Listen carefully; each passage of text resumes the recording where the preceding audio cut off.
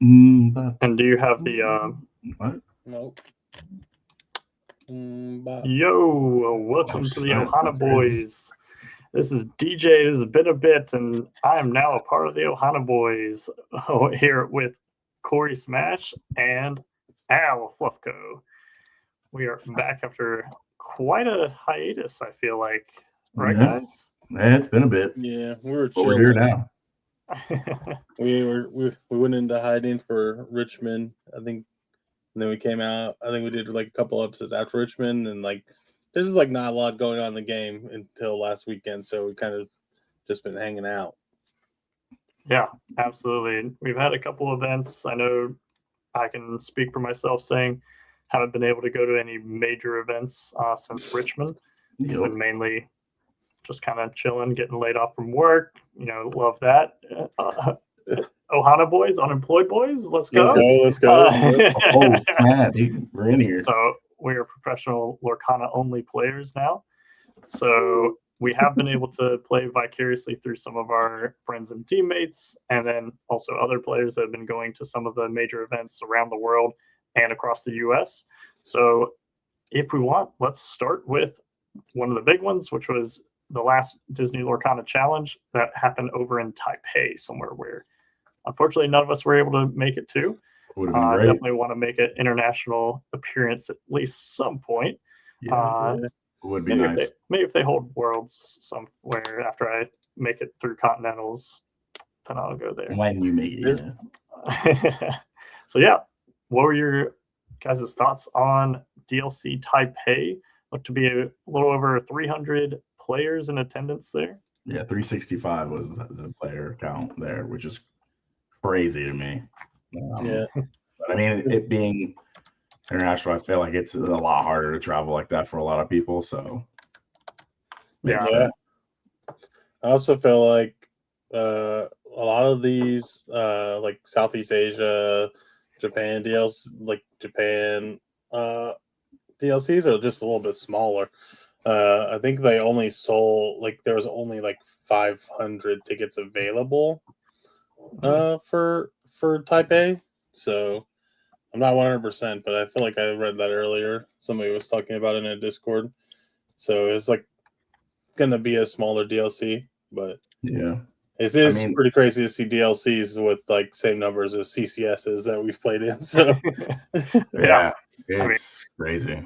I know it's definitely still going to be a stacked tournament, especially at the top end, which is why we're seeing a lot of these big names that are attending all of these international events consistently topping in these other international events, which is going to obviously be a consistent thing we see in when everyone from World Class Cards went down to Melbourne for Australia.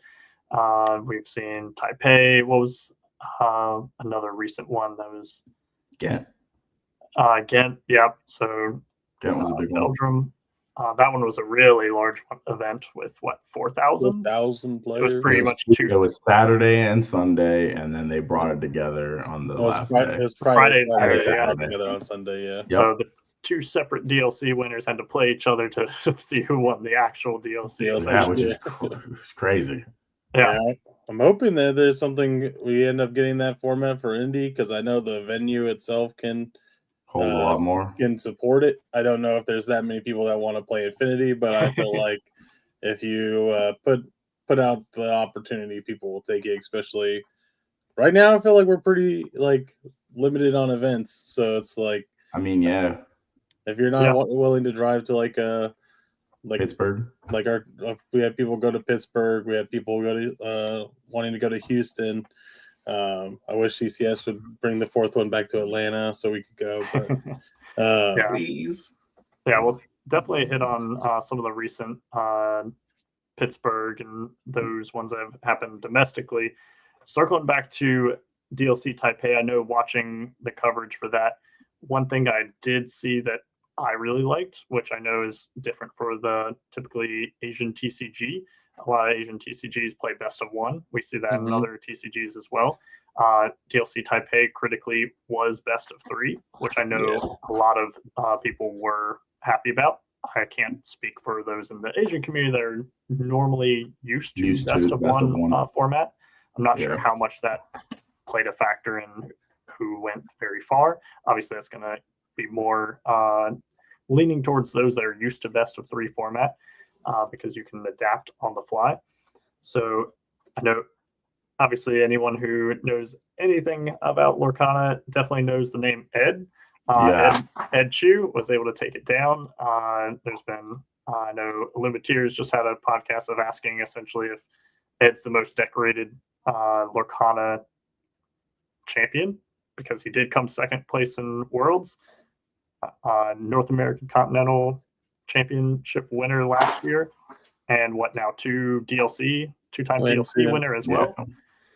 It's pretty stacked. It's pretty stacked. Yeah. I mean, I think a majority of all world-class card players are pretty stacked when it comes to titles and stuff. So, I mean, it makes sense. I mean, I'm assuming like this time next year when I win Worlds, then, they might try to recruit me. We'll see. Whoa, chill, dude. I know. Don't worry. I'll have to turn them down. I mean, respect to that. But if you want to reach out, I did see one like quote. I think that was like Ed was talking about during an interview, where he was like, the reason why he was able to win was because the dog's mirror like forced the dog's deck to slow down enough that Blorple and Blue Green could now compete against it. Because like they're off Daisy and like all the cards that like they're super aggro lines, and they're just trying to do that under the sea combo for the mirror. So it forced the deck building to slow down, and which let everything else creep in, which is I think why we saw the top 8 that we did, or top 4. Yeah. Because because I think top 4 was Ed on his Emerald, Sapphire, Emerald, Sapphire, and then 3 Sapphire, Amethyst, which was crazy. So I mean, but I feel like showing that, like, does it kill the conversation of do we have to ban Tramp? Yeah. I mean. Let's take a look at the list, and we'll kind of talk through that matchup. Before I go on a really big tangent of my feelings. So we got Ed's Sapphire Emerald list here that took down the entire DLC Taipei tournament. Overall, can't say I'm excited to see Blue Green playing Amethyst Steel, and that being my 2 losses that kind of knocked me out in Richmond. But looking through this, what are your initial thoughts for both of you on his choices here, obviously with a little standout performer down the bottom left? I love Prince Philip MMS combo. I hate when it happens to me, of course, but if I'm on the giving end of that, it feels phenomenal, and I love it. Ink Geyser, that is such. I saw it last night at locals, someone using Ink Geyser, and it was the funniest thing to watch someone just think about their ink and be like, yeah, game's right. Funniest thing. So it's very, very fun. It's a very Ed list, which is I think is nice. Just being 4 of everything minus the basil and the Ink Geyser. I think the list. I think I built a list similar to this, but I put Tanya on strike a good match instead of develop, just because if you are curving correctly, you want to TPO and sail later in the game, just so you can shrink your hand to draw more cards off Clarabelle. So being able to sing strike a good match with TPO is just like awesome, super powerful. And then, but I mean, it's still green blue. I mean, it's not much different than it was last format. It's just the Ink Geyser tech, which I think the Ink Geyser tech is mostly for like the Amber, Amethyst, Amber, Sapphire matchups, because you have to. They just be ramping like you ramping.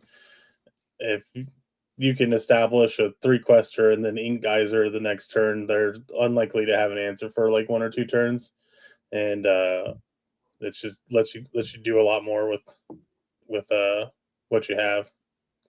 Yeah, I mean, it's completely backbreaking when you're watching, even just as a spectator on some of these matches with blue green. And I saw plenty of times where, especially, God forbid, you have a Cindy on board, ready to just ink back up at the end of your turn. Uh, Being able to just wipe the opponent's board, they have nothing. You have big Prince Philip, Cinderella, maybe a Donald Duck. And how do you come back from that when you're then passing back to you? You have 3 ink, going to 4, no board. The best thing you could do is like sail into double ink, play Cindy, Rams. Try to recover as fast as possible, Yeah. but you're on a time crunch at that point. Yeah, that's definitely very strong. And Ed identified that going into DLC Taipei and paid off very well for him.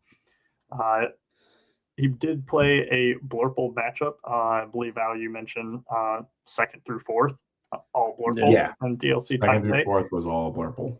So this was the list for, apologies if I butcher the name, but Passapon, the Blurple list here. That came 2nd place in DLC Taipei. And for the most part, I would say 90% of the cards we're going to say are very standard Blurple. But given this list to look over, there are definitely some standout cards that I don't typically see in your standard Blurple list.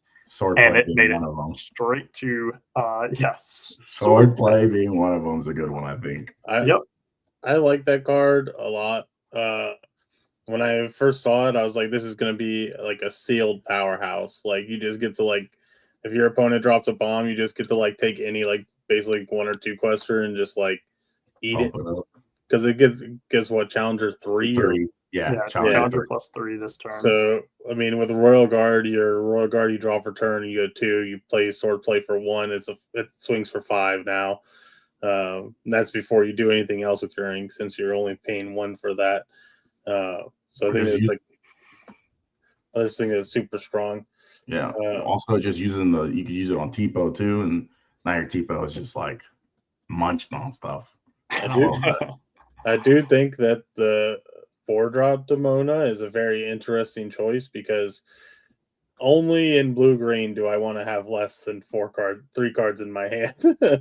Like, only against that deck do I ever want to have that few of cards. So, like, seeing it at 4 and is just like super interesting to me. I know a lot of people were cutting on Genie and playing Isis instead, which I saw in a couple of lists, which I think was probably the route that I had gone with the deck as well, because I think I was down to just 2 Genie and 2 Isis, just to help the dog matchup. But I mean, it works. Obviously, they made their way all the way to 2nd. So yeah, and especially with I would say also with the return of a lot of high willpower characters as well, I can kind of see it. Because some of these, I've seen what the other Amber 4-drop 4/6 Nakama in the Amber Sapphire lists.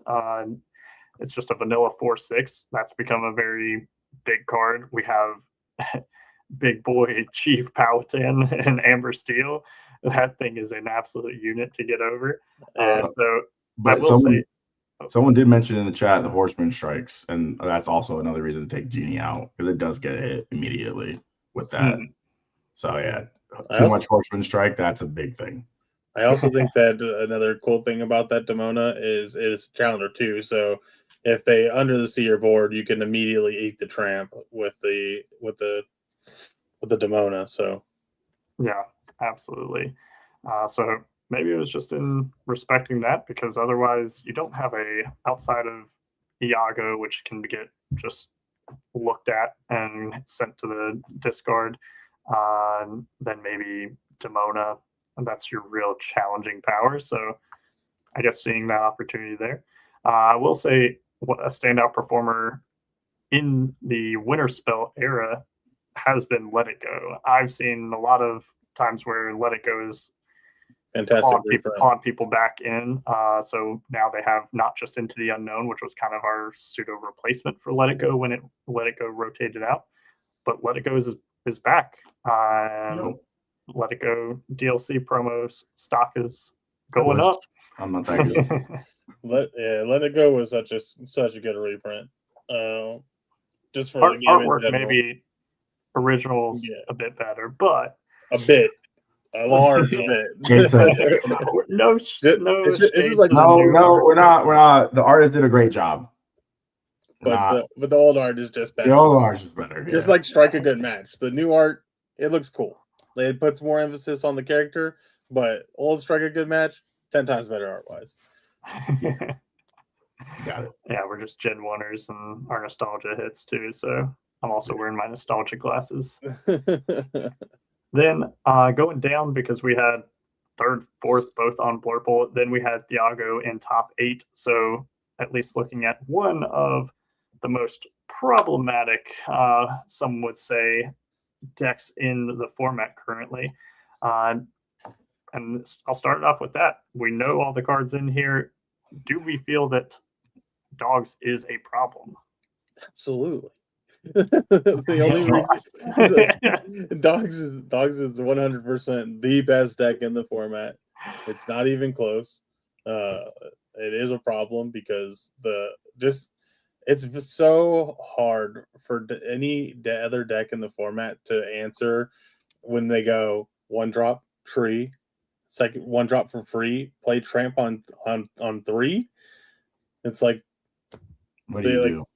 If your bodies aren't like 3/3s and 4/4s like in purple still, or they don't have like, I guess the one saving grace is if they don't have the Dellas, or if you're like win the die roll and you get to go like Philip combo the next turn, like there's just like very little you can do. So but then everybody's gonna now say like, oh, they didn't win the DLC, and then it's gonna be like, I mean, it's still a problem. Yeah, I mean, it's still a problem. It took how long for Blue Green to win its first DLC, and people were crying about that for like 2 formats. So I just realized that. Yeah. That's crazy. Ban Prince Philip right now.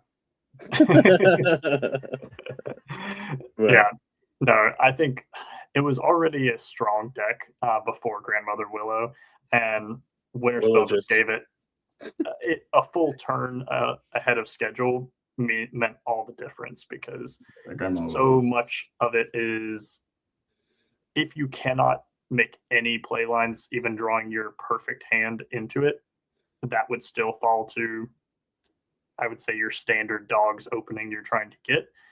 I would say that's a problem.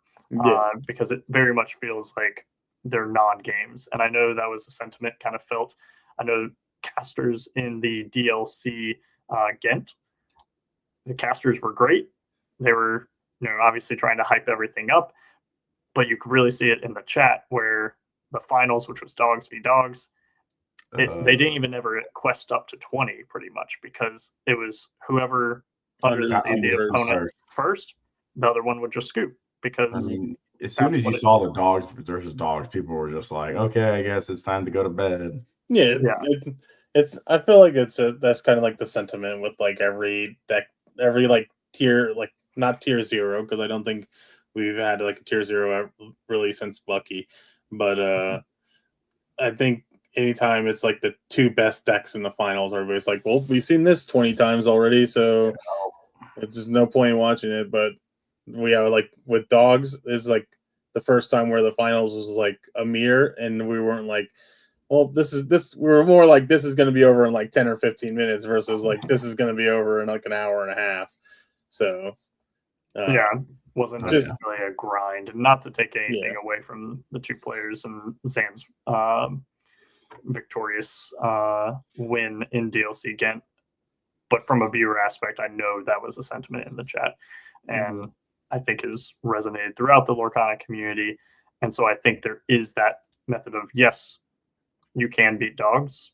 They cannot open their perfect line and have everything, but the amount of times that I see that pseudo perfect line made by the dogs player really stands out as kind of the theme of unfun. We just need grab your swords back. And they're just going to rip it out of your hand. And Yeah, when are you Mowgli playing Ursula. it? When are you playing it? You have MMS. You still get MMS? We need grab your sword back and shift queen back so you can sing it on 2. Because then they go 1-drop tree, 1-drop, and you go sing grab your swords, and it's like cool. It's a sick play, bro. You got 2 daisies with 2 damage on them, but I got a queen, you know. Yeah. Oh man. It's definitely a really good deck, and whether that, I know most people are saying ban Tramp.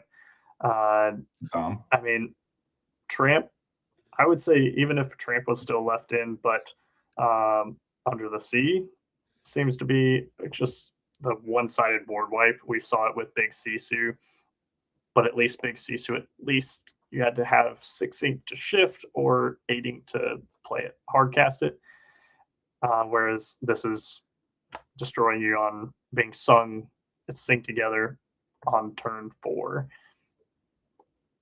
People like to call for a ban instead of working on a deck.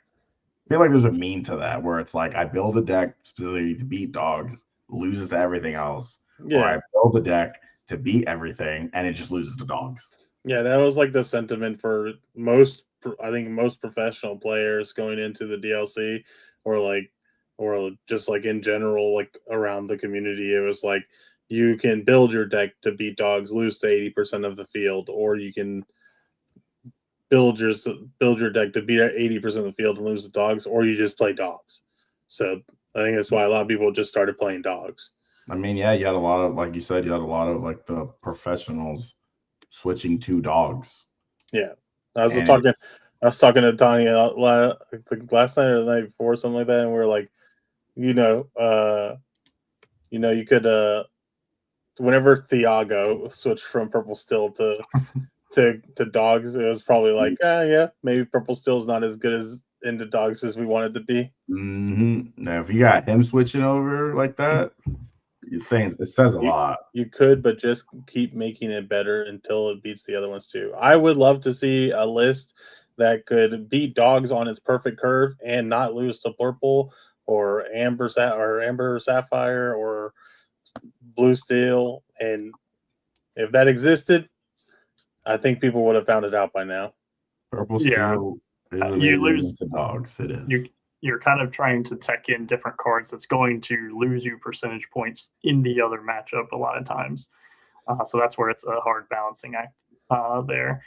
I'm assuming that's Tanya saying that Purple Steel is amazing into dogs. It can be. I think it definitely, I don't want to say got a lot. It swung closer to at least being even with dogs this set because of how fast it can go. And if you can't disrupt them, getting that Grandmother Willow, I saw plenty of matches on these big tournaments recently where in the Winter Spell era, where they had great, my recommendation, Tanya and I have talked about our Purple Steel lists, our Amethyst Steel lists of having more 3-power characters. I'm not a big fan of the Christopher Robin 1/3. I like Zark's up. But even with, I saw plenty of people have their 1-drop, which is less than 2 or less strength, and then like a Calhoun, and then something else on turn 3. And they just had, Grandmother Willow sing Delamoon's Lullaby, Tramp and something else, wipe the board. One time I even saw them play 2 Delamoon's Lullabies on both the characters. And at that point, what do you do? Cry. Yeah. So before Pittsburgh, when they were testing for the CCQ, I played against Hillary, and my hand was like, I had just played Tramp. I had 4 cards in my hand, and I was drawing 4, pitching 4, so I had a ton of cards. But I was able to keep Under the Sea and double Rhino, and then I top decked the 3rd Rhino, so I was able to Rhino a Cheshire, Rhino something else, Rhino Calhoun, and then Under the Sea. Did it feel good doing that? Yeah, it felt great. but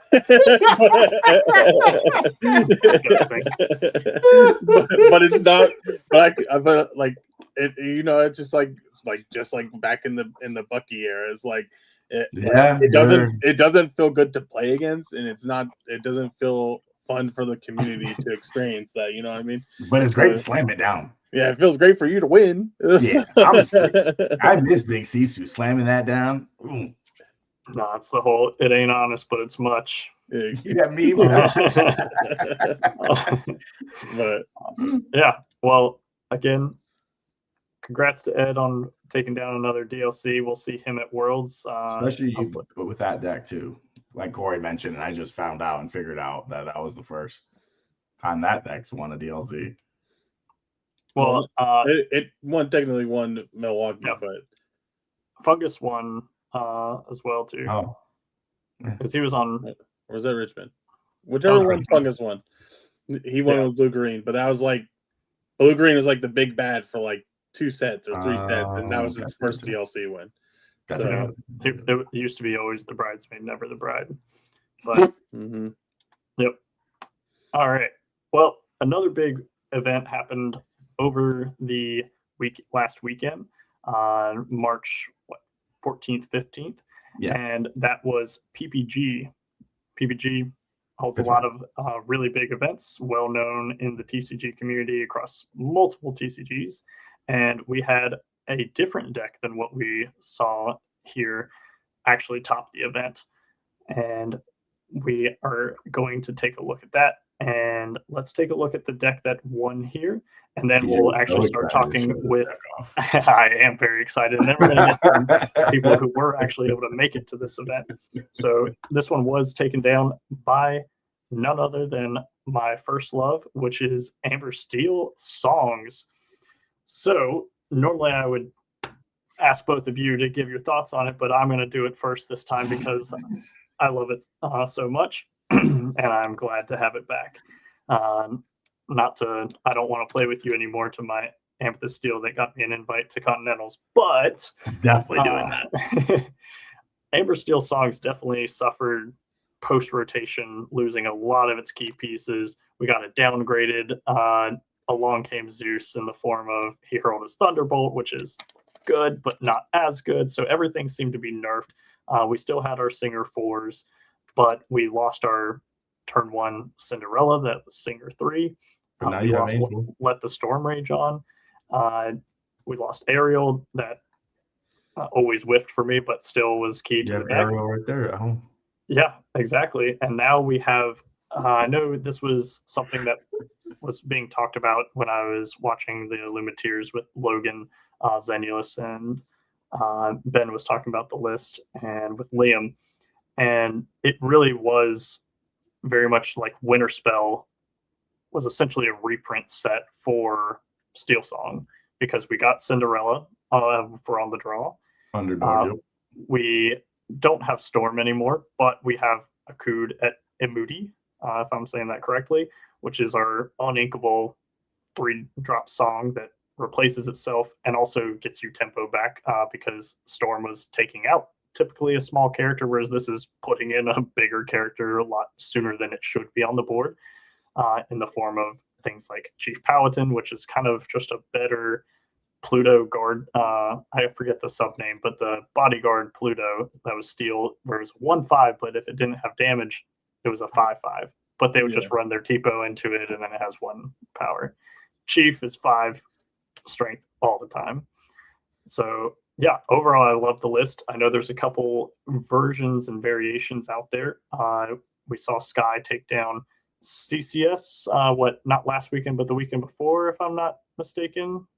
Something like that. Yeah, 3-7. Okay, yeah. So he, instead of the Rhino Shift package, was running Mulan, and instead of the Rhino package, not really seeing it necessarily be needed.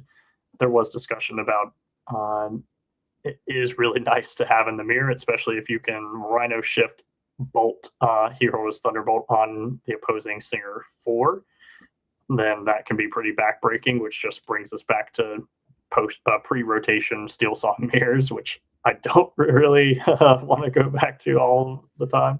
No, that's your favorite. Yeah, just go Literally first. Warhead. But yeah, what were your thoughts on Steel Song essentially coming back very quickly and getting on the scene with a couple big wins. I think it's good, honestly. I think it is part of the reason why we're also seeing like if we go back to like the dogs list, they were on the multiple Mowgli and multiple Ursula, whereas like I think the DLC prior Zon was only on. I think he was on 3 Mowgli, but he had like a 1 of Ursula. So I think it's showing that it's a strong competitor in the format. I think the Nani being a 3/3 body is super good. Obviously, being able to dig for Doc or for Willow is just absurdly broken, and or just dig for a snowball. Yeah, it's just grab grab something to throw at grab a weenie dude to pitch off to have the angel crazy, and then I mean, I think the chief. The only downside is that it can't challenge, but like as long as it's keeping your singers alive, that's all he really needs to be there for. Yeah, I definitely have loved the deck so far in my limited playing with it so far. Last week, just in locals, I think I went like in our games 5 and 6 with it, and really it was a lot more consistent than I was expecting. With card draw, obviously we don't have Rapunzel gifted with healing anymore as our consistent card draw. But this aerial, just being able to boost it, play it for 3, Akuta Mundi it out for 2, and boost, and then sing a song with your troubadour, and you have chief guarding it, becomes very hard for your opponent to deal with. But yeah, overall, congrats to Ben. Great win, 160 players. So not as big as some of the CCS PPG events I feel like we've seen before, but I also feel like it was very spread out. We had some big names going overseas to Taipei. But yeah, we did also a big storm. There was like a windstorm, so people's had flights got canceled. Oh yeah. Yeah, got stuck in like Florida and stuff. It's crazy, dude. Unfortunately, wrecking. We're glad that they're okay. Safety is definitely the biggest concern, so I'm glad people were able to make it safely. And so nuts. Part of that was some of our crew. So yeah, I think we have them here to kind of give us an idea of their experience at PPG, what they were playing, how they did, and overall a sense of the field. So let's get them on in. We got Dom, my goat. Welcome to the OHANA Boys stream. Good to be back. What's poppin'? What's poppin'? You are popping. How'd you do? What were you on? Okay, I did pretty bad. That's spoilers alert. It's pretty bad. It's just one of those, and I think that I had still good experience, but just being on the draw the whole game, the whole tournament is very, very, very tough. But I was on Amber. Don't lose the die roll. Yeah, just win the die roll. I'm gonna do even odd from now on. I'm gonna just started doing that with me yesterday. I'm gonna start doing that because that was just such a miserable experience. I had like a gigantic headache ever since like round 2. But talking about what I played Amber Amethyst. Yeah. So this. Can you explain the name? Okay. HSV is my favorite soccer team, as most of OHANA knows. And AA means Amber Amethyst, and it's the 9th version of the deck. That's all it means. Yeah. But yeah, the reason I wanted to play this is because I just felt like this was gonna beat all of the purple decks. And I feel like people were still gonna play purple. People were like, I'm still not gonna play dogs because it's kind of unfun to play sometimes. Some people love it, some people don't. And I also yeah, and I think that some people just aren't really willing to play those big blue decks, and if you are, then they are. So my first matchup was dogs on the draw. I lost 2-1. When they opened 1-drop Willow, 1-drop, and I had no 1-drop, it was just kind of game from there. Then I played against Amber Sapphire twice. 2-0 twice on the draw was like super easy. Like the matchup feels like pretty free. And then Disrespect. yeah, I'm sorry. I'm sorry for those people. I don't know. I just You know like who we can't make fun of anymore for losing to Amber Sapphire? He was losing to Amber Sapphire before it was cool. Starter boy. Day.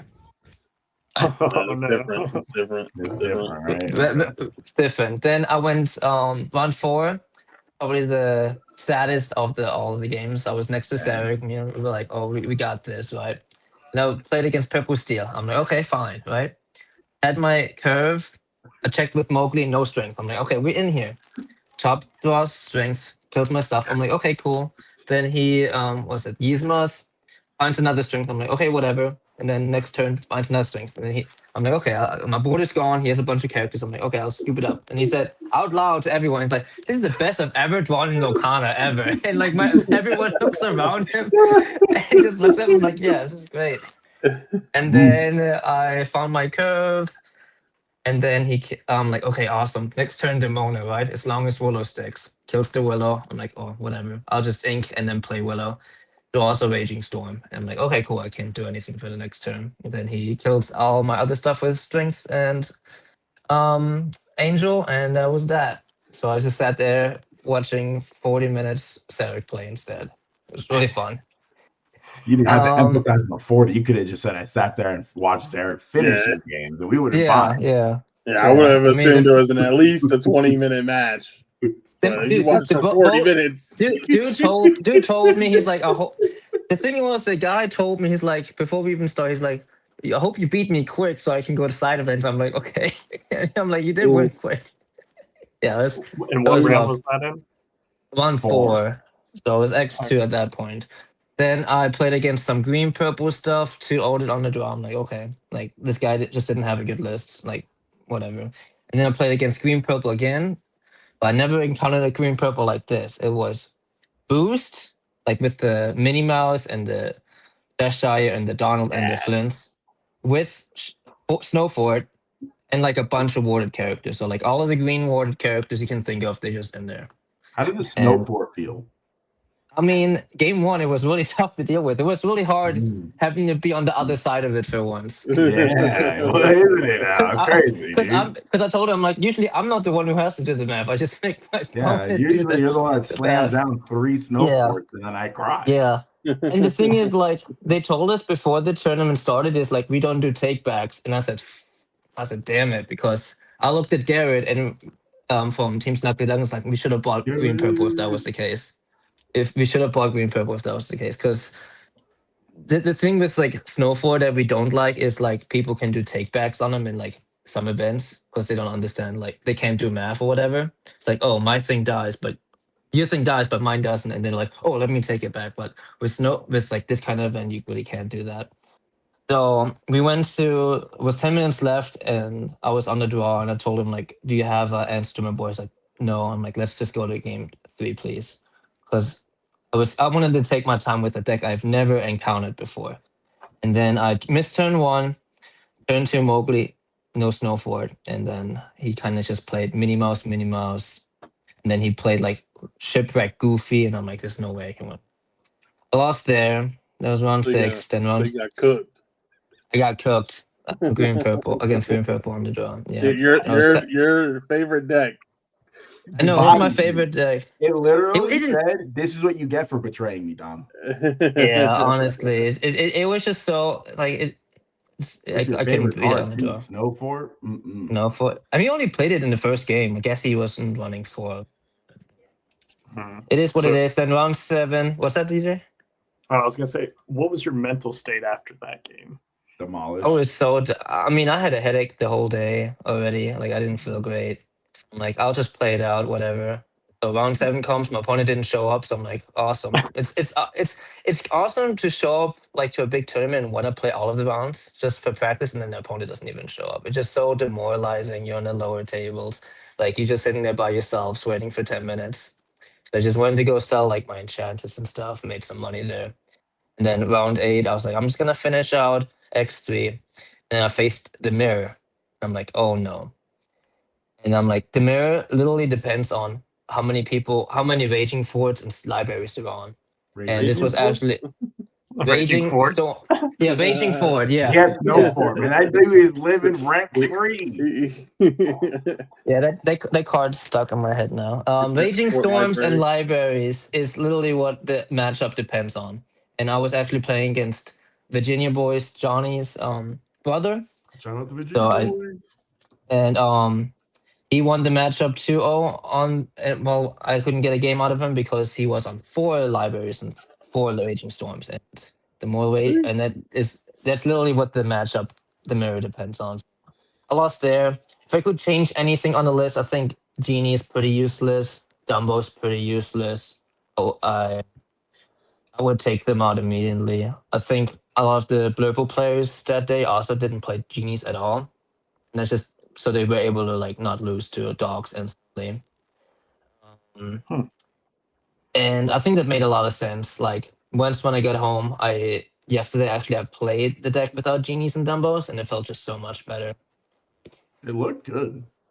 It felt much better. You can have more room for things. I can up the Bagheera. I think the Bagheera is like one of the low key MVPs. Same with the Nakoma. Nakoma has felt so great into that deck because for all of these steel decks like Amber Steel and Purple Steel, she's just such a tough body to deal with, especially when you drop a Cheshire afterwards or an Elsa.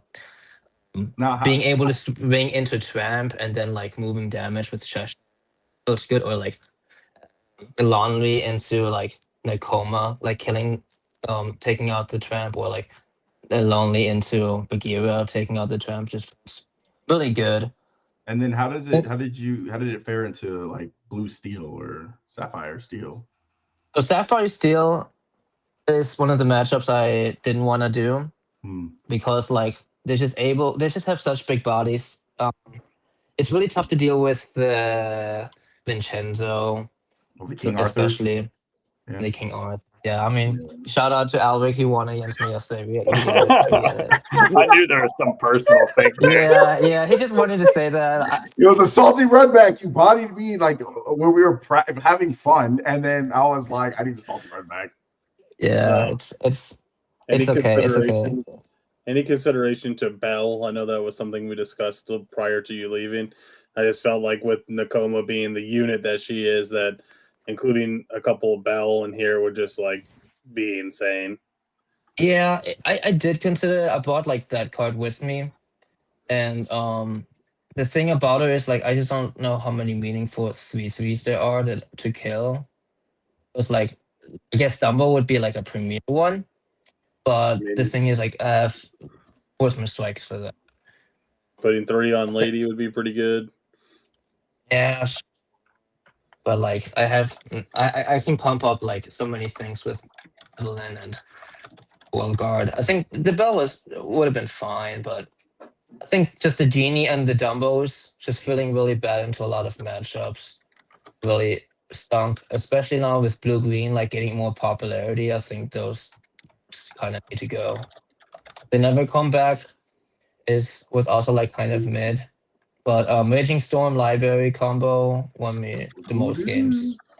I think that that combo is just really good. Yeah, Dogs is pretty good. Dogs is pretty good, but yeah, this list was honestly fine. I still had a good time. If anything, it taught like this weekend taught me how the deck should look now. And I feel like the deck I bought, like even bought to locals yesterday, is just so much better. I'm really excited for the next event. So now, are you gonna go back to Emerald Amethyst? Or are you Maybe gonna stick to this? there's a couple decks that I'm really interested. Ruby Amethyst is really fun. Not Amethyst Steel. I just don't like how that deck runs now. It is Okay. compared to like Whispers. I just don't like the play patterns of it. Blurple is like if I want to play Blurple, I would just rather play this. It's like operates similar to Blurple without like the removal of like inking stuff. Now you have Whispers coming to mind, which like now um with like these bigger like decks coming out, like with Blue Steel, like is I think a really good choice in the meta in general because it has like one of the most even matchup spreads from any decks. Blue green like getting more popular.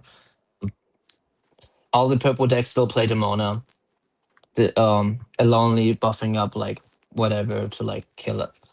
What's great come to mind it. So I think the deck is pretty good, like in just embers amethyst in general, but it still has to see specific lines to beat dogs, and I feel like that's a problem with dogs can just like doozle themselves into like I play Comic Con and you can't do anything about it. The only thing interaction I considered was like Retrosphere, which would send the Comic Con back to their hand for one turn, and it would buy me a turn to like get rid of stuff, but it would just feel really bad into all the other matchups, except bouncing Cheshire back to your hand to get draw cards, but it's just not worth it because we already have so much card draw in the deck. So yeah. That was you do have a lot of card draw in this deck. That's something that I Yeah. sat there and I was like, dude, how many times are we gonna do this book?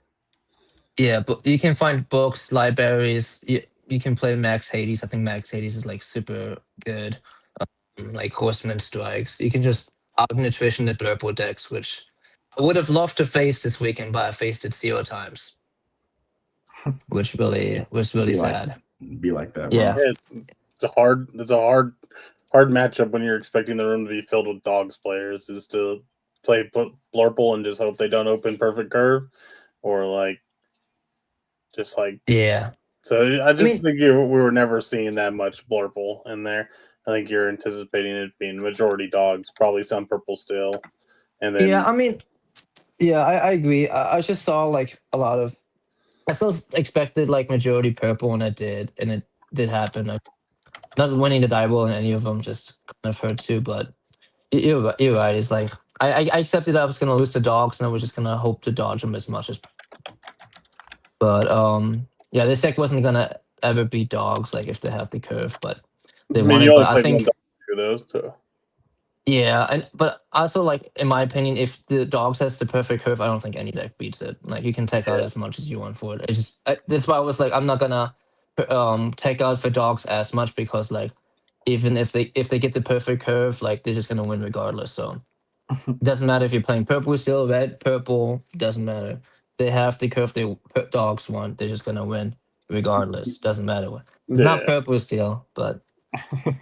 I know that's something we talked about too, and I think we were talking about. I suggested trying out ISIS over Genies, or they never come back, just to be able to force the action in that matchup. Because if you like go a long way into the Bagheera, and then the next turn you ISIS, that's the same turn after they tramp, so you can like a long way support the Bagheera, kill the tramp, and then they can't do anything.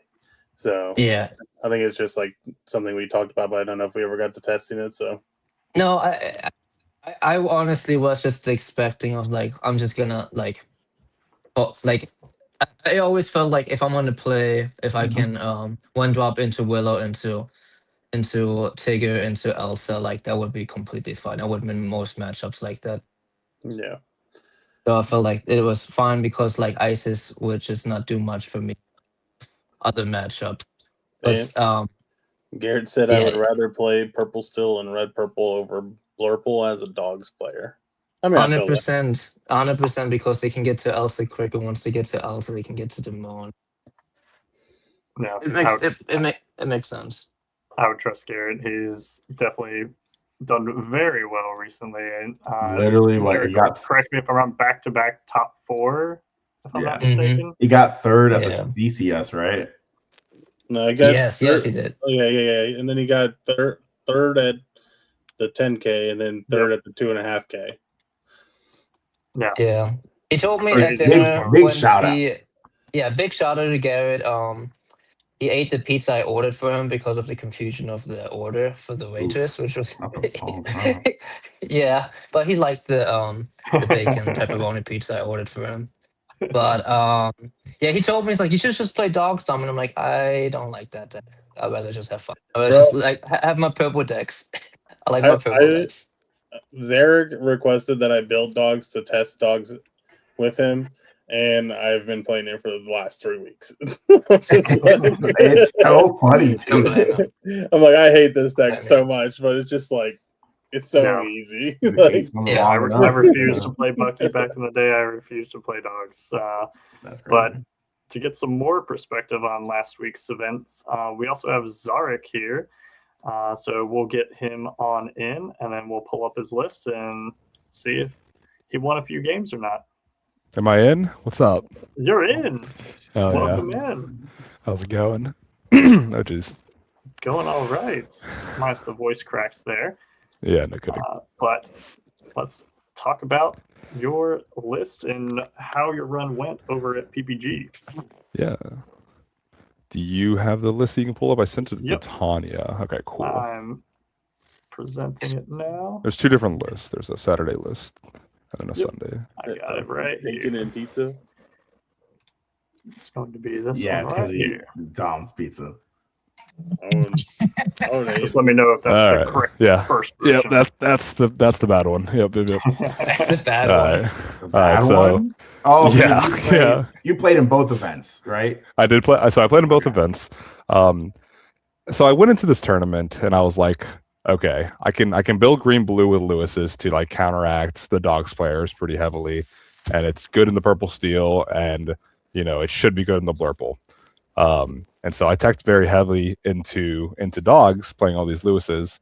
And I also wanted to like try green blue without all the 10 uninkables that we used to have. So I cut it down to 7 with just 3 under the season, the 4 Cindy's.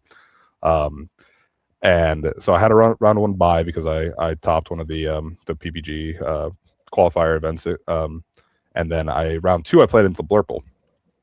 And I got 2-0'd very quick, and I realized that without Ink Geyser, they just have so much removal for our threats that even if I can board wipe them constantly, I just don't have any sticking power.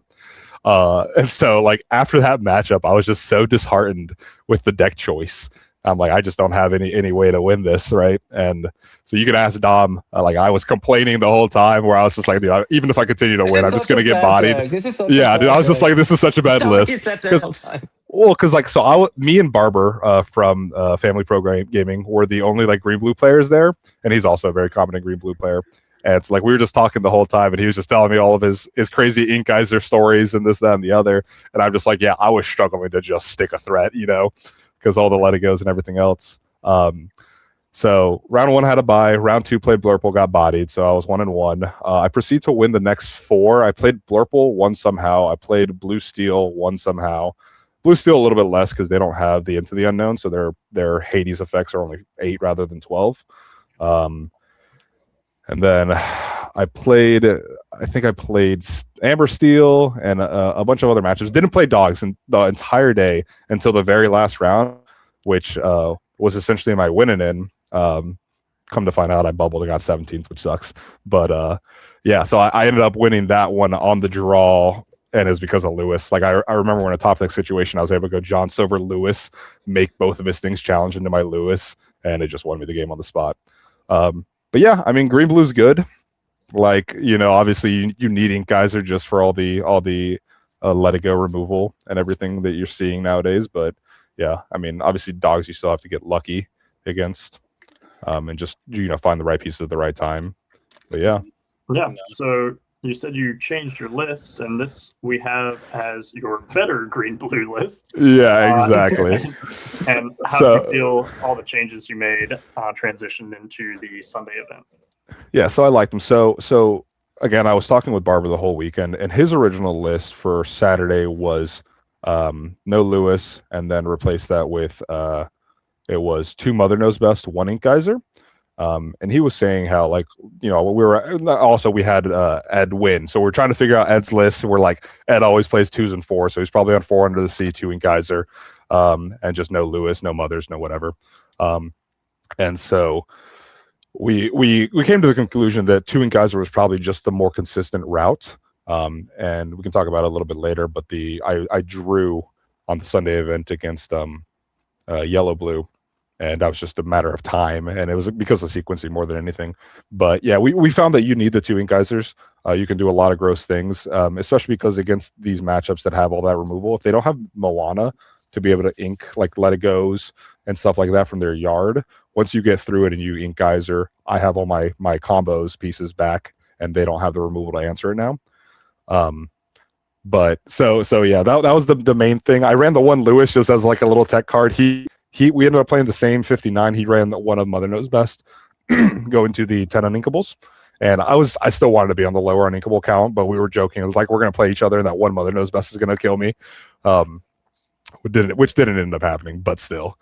Yeah, no, the list felt great. I can see a world where you'd want the fourth Under the Sea, like Ed played, but I think that was more of a meta call. And if a lot of these Blurple decks are going to switch off of genies or cut down to like 2 genies that we've been seeing, and playing more the ISIS package, then the Under the Seas become a liability at that point. So it's really more so of a meta call. If there's a world where Dog starts getting hated out more and more, you could reliably even go down to 2, and then you'd go up to like 4 John Silvers. But yeah. Yeah, I mean, I loved in testing when we were playing and you went ramp to 6, play double Lewis, draw third Lewis, return double John Silver. I was very excited to play against that when you put me on dogs. Hey, I needed the testing. I appreciate you so much. But yeah, I mean, okay. Lewis is one of those cards, kind of like Dom was saying with Bell, where it's like situationally very, very good, but in most matchups it's just not quite there. And having Amber Steel now being the meta makes a little bit of a bigger argument for the card, because there's now multiple matchups where it's very good, because the only card in their deck that can reliably answer it is Rhino, because Potan can't challenge, of course. Obviously, like most of the time, they just use a Singer to burn the effects, so it's not really that impactful. But, it kind of helps manipulate the board for the turn, and try to set up certain lines. So it's not the worst thing, but I probably would just play the one Mother Knows Best. And then you could possibly go down to 2 7-drop Basils and play 4 John Silvers. But that all depends on your meta. Yeah, I love John Silver. I think last format when we were both on blue green, I was on 4 John Silver, and you were like swearing not to go down to 2, and I was like, no, John Silver's just too good. So I think it's just preference. And it's definitely one of those cards that like does something that no other card does, right? And so you kind of just like necessary evil. Yeah, I just love it because I'm able to be like, I know you're trying to get to 20, but instead of getting to 20, you're now going to have to deal with this 5/5 every turn. So I just like forcing my opponent's hand into not doing what they want to do. Like anytime I feel like you can like disrupt the game plan for a deck, that's putting you in a better winning position. It's also like we have 2 decks that run 4 of the Graveyard Recursion Lilo, and so like that's just a very, very good card of that. Yeah, for sure. Basil and John Silver are ops. Yeah.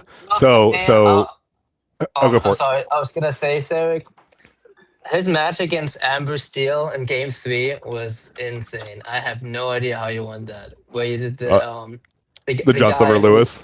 Yeah. But he couldn't quest with this chief. I have no idea how you won that. You were so far behind the whole game. Oh no, it was awful. It was great. Yeah, because like if you watch my stream match, you also saw all my Amber Steel opponents are like triple Akud, triple removal. Yeah. Like it's just impossibly difficult. Yeah. But I guess to talk a little bit more about the tournament run. So I was 5-1 going into round 6, which I went on stream. I played it into Amber Steel. That ended up winning the tournament, I believe. And he just 2-0'd me like with no issues because he went triple Akud into triple Thunderbolt Strength. And then game 2, I challenge with my Cindy's when I have Under the Sea in hand, because I had my Singers would have been Cindy John Silver. And I'm like, I need to be able to Under the Sea and then John Silver to like stop his Nani or something along those lines. Like I just needed to like be more proactive. And this was on the bad list that had 7 uninkables. And I had an Under the Sea and a Cindy in my hand, and I already had Cindy in play. So there's 3 more uninkables in my deck, and going to 8 ink, I need to find any inkable, and I find 3rd Cindy, and I'm just like, cool, I'll just lose. The guy was nice enough to like let me play out the match as though it were an inkable, and I ended up winning, which doesn't mean anything in retrospect, but just to like have a little bit of perspective. It wasn't just like the worst bodying in the world, but it was just a little bit unfortunate in game 2. Yeah, we saw you have repeatedly good luck on stream matches. So yeah, no. I think I think anytime anytime we have an event, and we're just gonna make sure that you're always on stream when it matters, you know. When it matters, of course. Basically, Yeah. So when you get paired into me, I'll be like, oh, we're gonna pull this match for stream right here. No, we're never playing a tournament together. You're either judging or I am. We're just gonna dodge each other forever. Dodge is crazy. Yeah, that's why. It's all intentional now. It's all for the ego. Yeah. And then so locals, so I judge. Game loss. Oh, match loss. And then so round 8 was my ideally winning in, but my breakers were bad, and that was into dogs, and I ended up winning that matchup, but still came in 17th, so that was a bit unfortunate. And then to talk about the Sunday event, I don't know if Dom mentioned it, but for the Saturday event, I played against that blue-yellow player, and we took like 30 minutes on our game 1, and like we did in the A2 as well, and I proceeded to just fall behind pretty quick in game 2. So we went to game 3, and like he was a very competent player, very good player, and we played a mile a minute. We had like 30 people surrounding us and like 4 judges just like watching us like not tap ink. I verbally just counted my ink, and I would play something and be like, all right, 21-17, play something else, 13 ink left, play something else, down to 3, whatever. And like that was the only way for us to actually finish the match because of just how grinded the match was. And now, mind you, this was without Ink Geyser on day 1.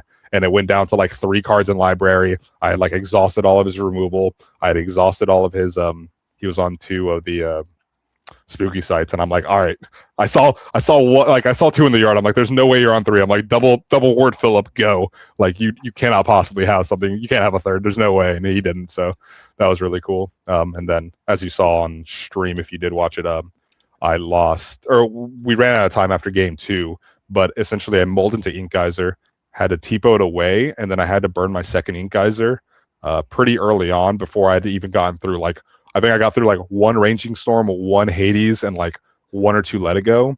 And my opponent, having played the matchup, he like played Moana, got back like double sail into the yard to ramp after I Ink Geysered, and then got back the Let It Goes. And I'm like, all right, well, can't really do much there. So I probably should have conceded a lot earlier and tried to win the game 3, but ended up drawing. So we ended up, I think, coming in 6th and 7th respectively, which wasn't bad. I got to get the cool custom PPG play mat, which might be somewhere.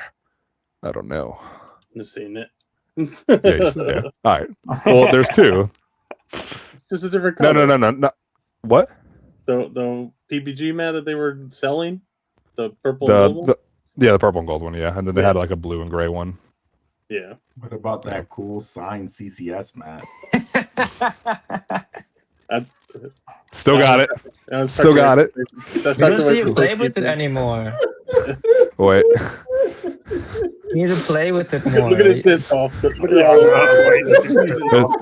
There's that second place, baby. There it is. Dang. Wow. Shit.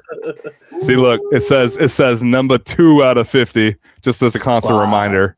You know who has number 3? No, there's 50 of them, so. Voodoo? Wasn't it Voodoo? I don't know. Okay, I thought it was somebody else. But what? You beat Voodoo in like top 8. Yeah. Yeah, and I split money because my teammates didn't scout to find out his list for me, so I was like, "Oh, let's split it," because I thought I was disadvantaged. Yeah, and then I 2-0'd him. I was like, "Great." I'm surprised you 2-0'd him with that list. That was like it was like John Silver into Red Blue at the time, right? Yeah. And I'm pretty sure he went like Merfolk into John Silver, and like I just like triple ramped into CC. Wait, John I was Silver. like, all right.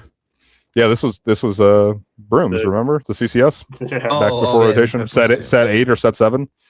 You said Merfolk. Yeah, Chris Merfolk. The reprint rooms. Chill.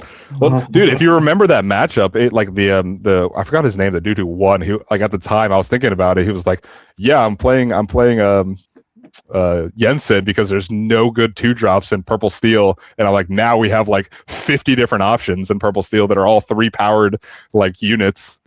Nobody wants to play them. And it was crazy. He had like 2 Yensids out immediately every game. Yeah. No, there was a big triple 1-drop into Yensid something, or broom in the broom. Wait, rough times. As a 2-drop?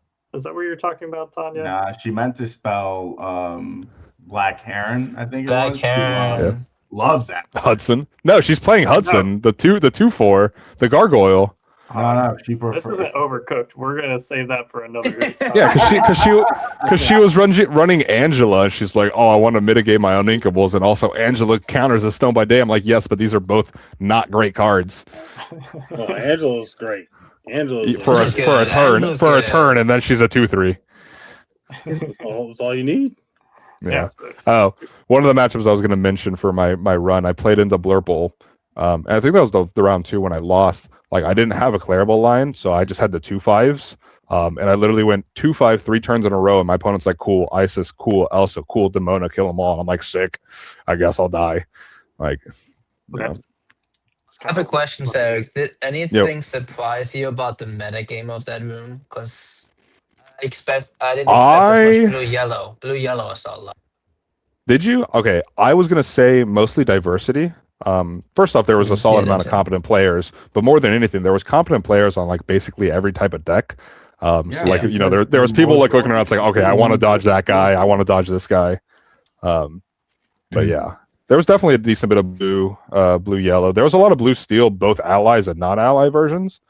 I think I played against more non-allies, and I think the dude who I spoke to who was doing well with it was his argument was basically like, your shift line takes you off of your ramp line, like, and if you don't have Pleakley, then you're just behind in the matchup, and then if you whiff, obviously you're just super duper behind. But obviously, like, you know, you can tailor your deck to be a little bit more consistent, but you know, it's definitely more susceptible to falling behind.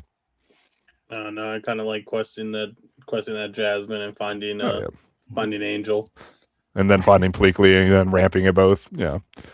Oh my god, that was good, so good yesterday when I played against Al. Yeah, you thought you were real cool when you shot my Jasmine, huh? And I had shot his Jasmine, and then Pleakley, my own Pleakley, and then I still won. That Pleakley helped and you me still won. You still won. Mine was cool when I killed this stuff. I was so mad too. I was like, Al crashes out even when he quested Jasmine, and he goes pop book challenge with both tree and palace guard or whatever, royal guard. Yeah, so mad. I was like, don't do this, huh? This man just 2-for-1 himself and wasted his turn 3. No, I didn't have it. I mean, I drew. You didn't have a 4-drop. I drew cards. Well, yeah. But you didn't develop a 4-drop, and you lost your tree, so now like you're behind 2 turns. Nah, I didn't care. Okay. Is that why you lost? I'm gonna tell you right now. No, it's not, because I didn't see any raging. Okay, raging and library are important. He definitely cared. At the end of it, he was just like this. But I didn't see any raging or libraries in the whole game. So I was like, "What is this?" Which is crazy considering when we talked, I had to talk you out of cutting it down. He was like, I don't know if I need 3 library, and I was like, bro, library is like the best card in this deck. No, I want to go 4 libraries. It's just hard to find like room, especially now the blue green is like popping off. Like now I need room for World's Greatest Criminal Minds. Like all hey, don't play that card. That card is bad. Yeah, I know you were so tilted yesterday when I played that. Like, you didn't love that card because I was so dead. This man went triple library criminal mind your Clarabelle. I'm like, perfect. I'll just. Yeah. And then I just proceeded to raging storm you all the like 2 turns in a row. It was awesome. It was a good time. It seems like there is a lot of diversity out there. I know there's the boogeyman of dogs going around that may be a little overtuned, and we may see some continued talk about whether or not there is a need for a ban or not. We'll definitely see once we hopefully start to get into reveal season for the new set.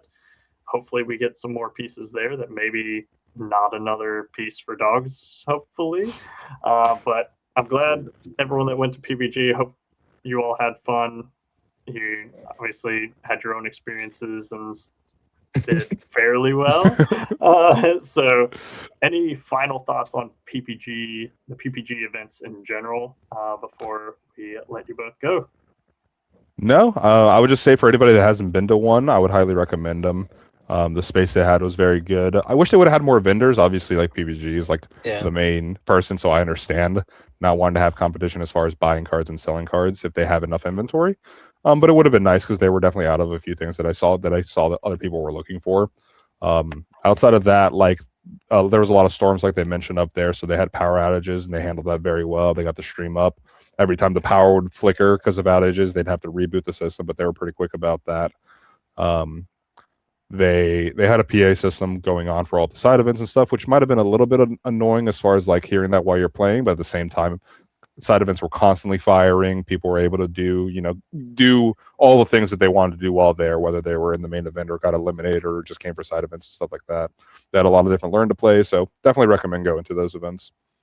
Yeah, definitely. I had a I'll good have to time. Go to one. Yeah, a good time. It was ran really well. The chairs were comfortable, which I think it matters a lot in these big events. I've never heard that one, but that's actually a really it good matters. point. In It fact, matters. down there. Especially worst because me having DLC was Vegas when they had those like spider web type chairs. Those Oh, are yeah. awful.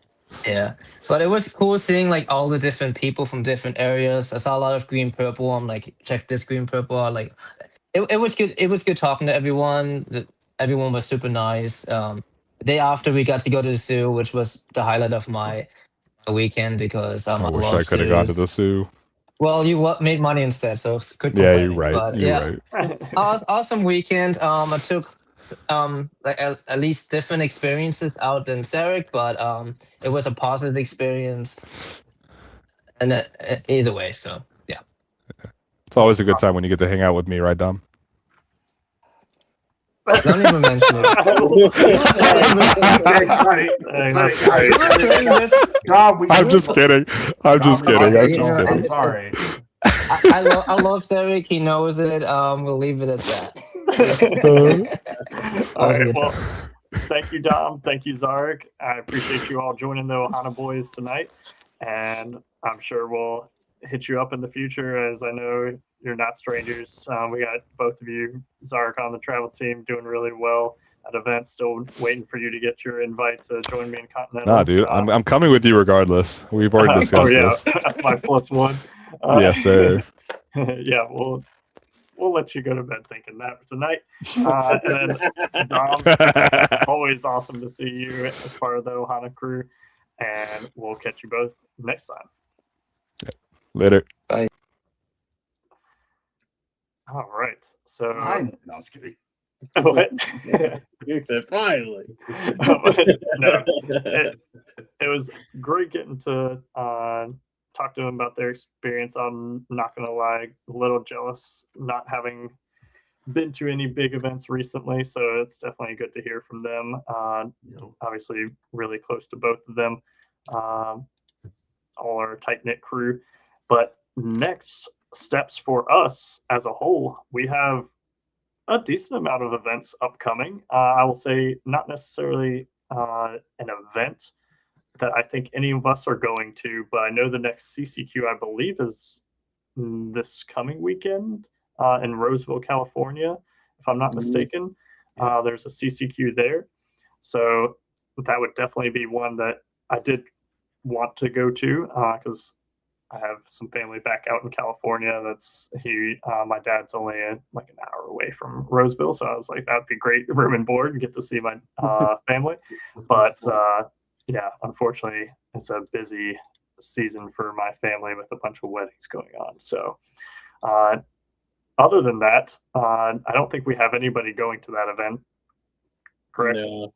No. So that would lead the next, not necessarily event, but next big Lorcana piece of news would be March 22nd is going to be when it opens up for signups to try to get tickets to the LCQ for the North American Continental Last Chance qualifiers. So I assume that there will be some of us on our team that are going to be trying to get those Last Chance qualifier tickets. I will say it does seem to be a bit different from last year, where last year was, I believe, was it 32 pods? How many pods were there last year? 16? I think it was 29. 29? Very random number. But it was because it was supposed to be 28, but I guess they oversold, and there was like 3 people. There's literally 3 people that had tickets, but they weren't supposed to be able. They weren't supposed to have tickets, so So they got like however many more people, and they just did like another pod. That's awesome. Interesting. So now it's going to be essentially a little mini DLC on site the day before the actual main continental event. So I'll start with both of you.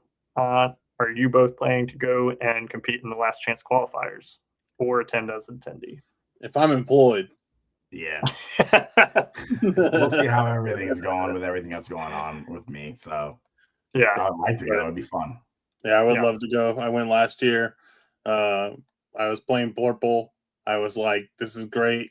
I just don't lose the aggro. And then the first round of my LCQ pod, I played against Amber still aggro. I managed to win, and I was like, sick. Or no, I was playing Red Blue. And I was purple. And I was like, oh, sick. I beat my worst matchup. I'm unstoppable. The next round, I play into a guy that's on like triple Greatstone Dragon. He's on Chichas and McDuck Manners, and I was like, oh, this dude knew he was going to play the mirror, so he was fully decked out for the mirror. And then he beat me 2-1, and then lost the next round. And I was like, dang. I was close. Not really. I would have had to run 3 more rounds after that, but it's still fun to be there. Like obviously being able to go to Disney anytime is great. So yeah. I was gonna say I've never been out to Disneyland, and I didn't get to go last year to the last chance qualifiers. But I'm fortunate enough this year that I don't have to even worry about trying to buy a ticket or play through the last chance qualifiers. So I'm super excited to be able to play in the main events. Just got the email from Ravensburger, the event coordinator, about the event, and then being able to go to Disneyland the days leading up and possibly the days after the event. I'm probably leaning towards the days after the event, so I'm not having to obviously I'd have a lot of fun, but I want to kind of get into the zone. Going to Disneyland. Yeah, going to Disneyland, except I'm already there. But I imagine other people from our team will be trying to go to those last chance qualifiers, even if it's just as an attendee. I'm probably going to need to find somebody to be my +1 if my wife doesn't decide to be that by March 22nd. So she has a couple days to decide if she wants to be my +1 or not. But it is just an attendee. Corey, I assume you want to be a last chance qualifier. I do. Otherwise, you'd definitely be second pick. So that's going to be definitely a lot of fun. Hopefully, Tanya saying me. So hopefully everyone that wants to get tickets can get tickets, because I know that's been a big thing for every major DLC event, at least domestically in the US. Yeah. So I'm hoping there's not too much issue there, not too much disappointment, because it does feel very discouraging when you feel like you don't even get a shot. Hopefully they may raise the Infinity one to 4,000 like they did the last the DLC in Ghent, right? That was 4,000. Yeah. Yep. So hopefully they 2 separate 2,000 person events essentially until the finals. They would play each other, which would be cool. Yeah, no, that would be really cool. I'm curious how that one's going to go. Next one that we have after signups open up for LCQs and Continentals is going to be, we have a 1K tournament on March 28th, and correct me if I'm wrong, Dragon's Horde, our sponsor store, so in Greensboro, North Carolina. So that will be typically I don't have the flyer right up in front of me, but typically scalable. So if we get a lot more people, I know I've sometimes seen those grow into even bigger prize pool tournaments. So that will be definitely a lot of fun there. I'm hoping that I would be able to make that one, but I'm not quite sure, as I know my sister-in-law is getting married, and almost every weekend my wife has something reserved for wedding prep. So then we have, following that, our charity event, which is going to be May 16th. And that is going to be sponsored by both of our amazing sponsor stores, House of Cards and Dragon's Horde, where they are both contributing to that prize pool, where both of these events, we'll have a 1-case tournament that will be core constructed and a 1-case tournament that will be infinity format. And those are guaranteed prizing. Those are being given over by our amazing sponsors for this charity event. We're working to get even more prizing, essentially for raffles, doing everything we can to raise money for this amazing charity event that we're doing for someone who is always playing at table number 1 in our hearts. Yeah. Lots of news coming on that one for raffles. We're trying to get as much as we can and hope for a huge turnout. Yeah. Definitely going to be a lot of fun. That will be the Wilds Unknown format. So that will be the week after the release weekend events that I'm sure a lot of people are going to want to go to. So you don't pull what you want on release weekend. Well, we got you on the next weekend to come out to our charity event and win a case. Get your prep boxes. Get the prep in for, there's a CCQ, an Infinity CCQ, I believe in Green Bay, like a couple weeks after, and then it'll obviously lead into the Infinity DLC. So, and Gen Con is into the wilds or no? I believe so, because it's in August. So yeah, so yeah, we're on Gen Con that too. Yeah, so I know I keep wanting to call it Into the Wilds as well, because we have Into the Unknown, Into the Lands. But yeah, we should have Wilds Unknown for that. And yeah, I don't think when does Wilds Unknown release? So that would be the week before, so May. It should be like 9th, something like that. Yeah. So it'll be cool once we start getting into spoiler season. I can't wait. Yeah, I mean, these new IPs joining the fray. Iconic Buzz and Woody. Yeah. One of these days I'll pull an iconic or a signature, some good card. But until then, I'll just keep pulling bulk until I go completely. People need bulk too, man. You know. Yeah. Especially DJ, he needs bulk. Yeah, at this point, I'll take anything. Hey, it's okay. We need bulk. But yeah, next major event as far as qualification, we have one last chance outside the last chance qualifiers to get into the North American Continental Championship, and that is going to be Disney Lorcana Challenge Indianapolis Infinity format. Thoughts? I want to go just to try. I was gonna say I'm not the biggest fan of Infinity. I don't. Bunch of degenerate stuff. I just think that like the Infinity like format as a whole is just too early. Like I think I feel like Bucky format was last week. You know what I mean? I feel like Red Blue was. I played that 2 days ago. So I just think it's super soon, but I understand like why they want to do it, and I know there's a lot of people that are super into Infinity. So I do plan on attending as long as I am capable of attending, just because I want to try to qualify. I was this close to Milwaukee, so 40 I can play my Jafars again. Any chance I get, I'm gonna try to get there. So. Wheel Jafar, it's coming back. Jafar Wheel and Infinity. Yeah, the dog player plays Mowgli. I didn't think about that. Oh man, we're crushing it. Yeah, no, you just need to play the lamp and then draw it on your turn, and then there you go, and instantly wheel. But yeah, I originally, especially after qualifying in Milwaukee, I was kind of very low on even going to Indianapolis just because of it being Infinity. But again, also assuming I'm back to being employed, I will also be trying to go to Indianapolis. I also want to go and do side events to get like the promo Let It Go, because those are nice and I want them in my deck. Yep. And those definitely went up after the reprint. I also want to go because we also saw like the sneak peek of the Continental's prizing, and that headless horseman Oh yeah, is see that too. chef's Yeah, kiss. that's a pretty nice one.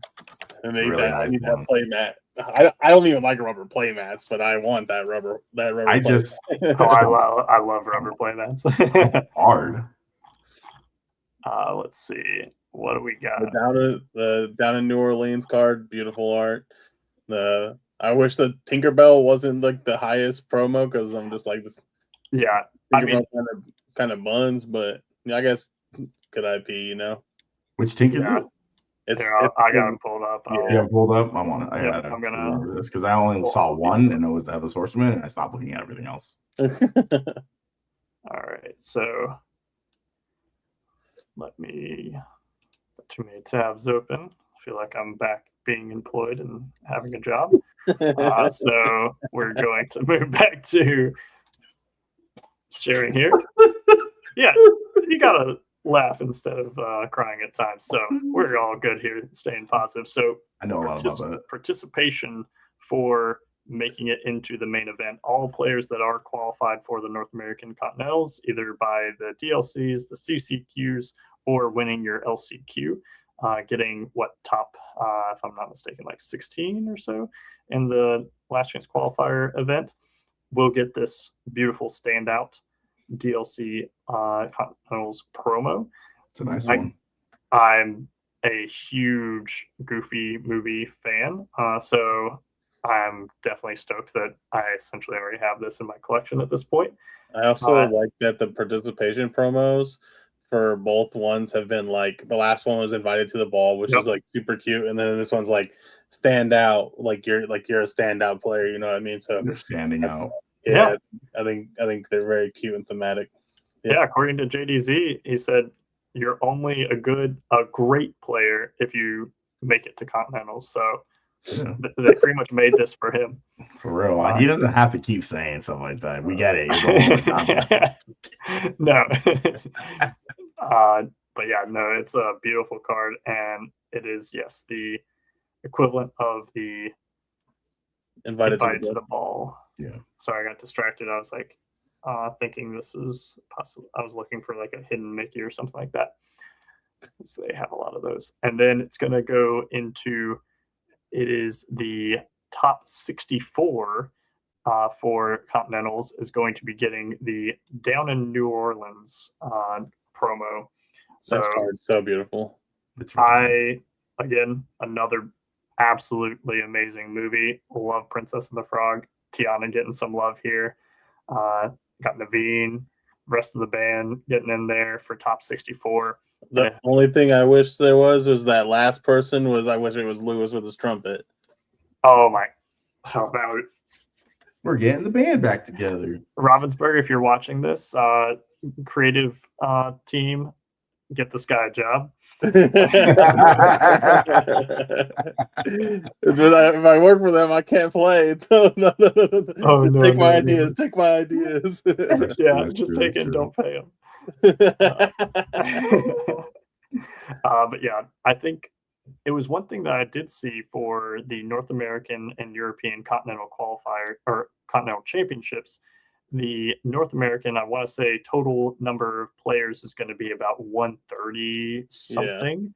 Yeah. There's more, right? Versus 200. Europe is like 200 players. So if I'm not mistaken, this is going to be top 64 in either event. So it will be a smaller pool of players on the North American side, essentially half of them getting up to the Down in New Orleans promo versus the European side where it's going to be about a little less than a third will be getting this promo. So obviously I'm going to have my eyes on the promos are great, but that World's Invite is going to be where my eyes are going to be. Of course.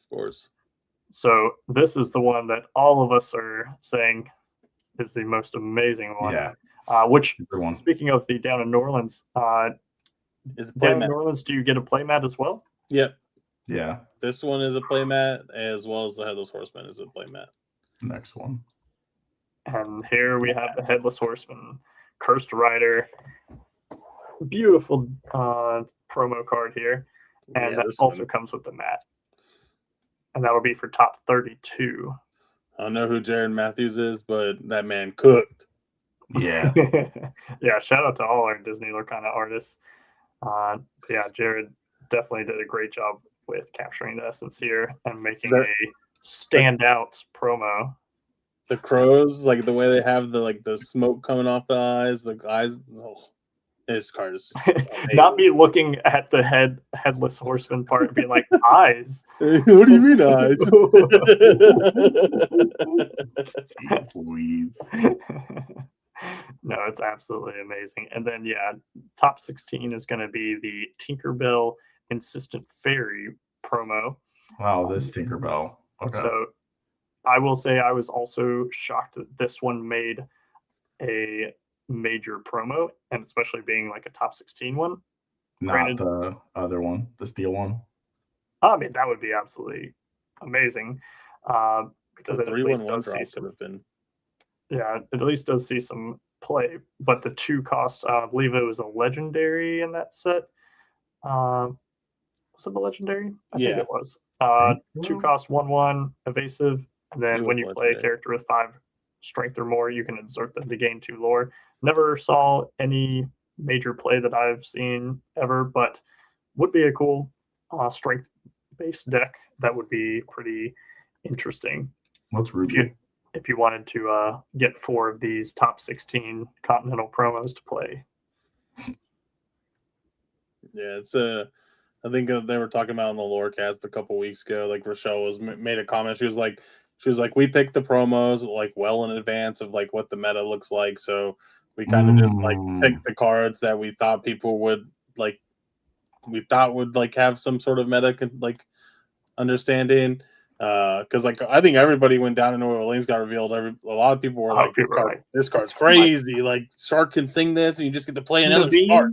Yeah. Naveen, yeah, exactly. So it's like that. I think that was like a good call. Headless Horseman is a crazy card. I love that. Yep. So I think this is like the only one that I was like, this could have been like.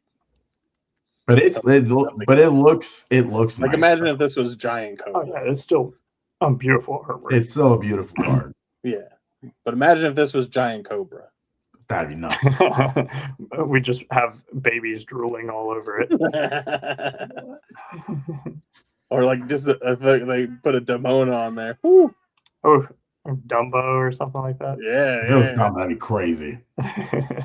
We'll see. But no shame there. If you were in this, you're obviously not going to be upset because this is going to be several $1,000s that you're making for playing a card game. So, yeah, I think one thing is, let's see, for season 1, we had what? Cusco, Baymax, Elsa's Ice Palace. Yeah, Elsa's Ice Palace was the cutoff, right? I think so. And then after that, it went to Gold Mickey. I was 1 game away. Yeah, but not even just obviously Golden Mickey is great. Going to Worlds. Hope to win one, but top 8 secures you an invite to Worlds. That's going to be the goal. Yeah. So definitely excited for all the upcoming events, and then also Continentals, which will be here before we know it, August 28th through the 30th. So definitely keep a lookout for all the OHANA members to hopefully be gunning for some spots at Worlds. Yep. I just want DJ to not be lonely. Nah, won't be lonely. There's a lot of us that I'm sure are going to be going, and maybe my wife. So we'll see. We'll see. Hopefully. All right. Any other events that want to shout out? Anything else upcoming? Nothing I can think of. Not that we know of. Just ready to get into set champs. Get ready to get into card reveals for the new set, and then get ready for CCQs, LCQs, whatever we got to do to qualify. So excited. Luke asking what the next big event is. We have a 1K. We got a 1K Dragon Sword March 28th. He'll still be grounded by then. Keep it going. RIP. Too much Riftbound. Then we have the charity event on May 16th, which will be Infinity and Core Constructed. 1 case guaranteed for both of them. I hate this, dude.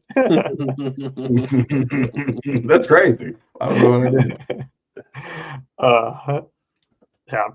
Any other closing thoughts that we have on?